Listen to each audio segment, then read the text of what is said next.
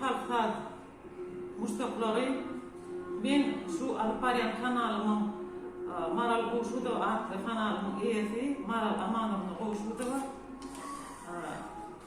Şu kanal benim kakam Türkmenistan'ın halkbaşısı Halife Moğolli Muqam çıkan bazıdır Aman Koşu'da döröcülüğünü bağışlanan.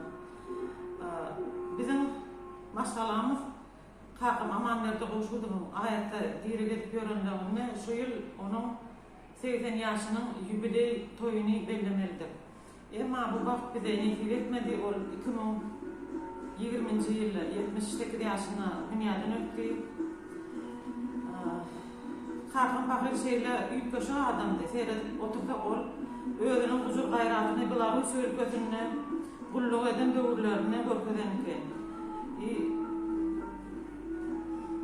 Şu yıl kakamın 80 yaş jubileyinin döröcülüğüne ben bir küçük kitapçan ayarladım.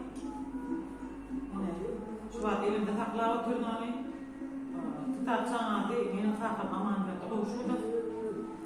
Bu kitapçada türlü yıllarda hem türlü adamların yadan makalaları yerleştirilen. Kakam fakir şeyli ülkesi adamdı. Seyredip oturda kol ödünün kuzu gayratını, Belarus ülkesini, kulluğu den dövürlerini görkeden iken. Bu arada Belarus gazetinde ilkinci makala çap ediliptir. Yani öz kulluktaşı Takaliyenki adlı Служит у нас Ашхабадский парень deyip makalanı çap ediyor. Stayda kulluğu edip görün dövrünün hem suratı yerleştirilen. Yana da bir makala dedim ümkümü de çekedim geliyor. Bu makala onun kulluktaşı Türkmen dili ve edebiyatı muğallimi, folklorçu, şahir, kakamın kulluktaşı bütün ömrünün vefalı dostu olan Süleyman Uğuz tarafından yazılıptır.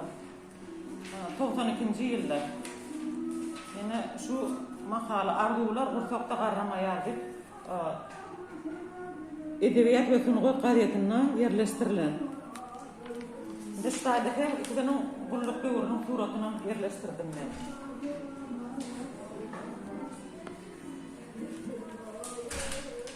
Yani şu kitapçıda başka da bizim belli yazıcılarımızın, jurnalistlerimin makaleleri var. Ben onların hemmetine öz maşgalamın adından minnettarlığımı bildiriyen, şoların adını tutasın geliyor. İlki bilene şahir, folklorçu, Türkmen dili ve edebiyatı muallimi Süleyman Uğuzova, bakçılık sunuğutunu öğrenci Akmuhammed Aşirova, Türkmenistan'ın halk artisti Aman Uğuz Safarova, jurnalistler Esen Durdiyeva, Meret Kılıç Yağmirova, Maya Kuliyeva adına Türkmen Milli Konservatoriyan yanına Yürüyde Tarçılık Mektep Internatının Xor yolbaşçısı Almas Kavabayeva, Recep Musayeva, Maya Akbayeva hem de şahir biri orator deyva çumur minnettarlığımı bildiriyorum. Oy onların canı sağ, ömrü uzak, öyleri avat olsun. Hem de şu sözümün sonuna bu kitapça mehriban kakama bolan çayaksı sevgimin ve çumur hormatımın alamatıdır.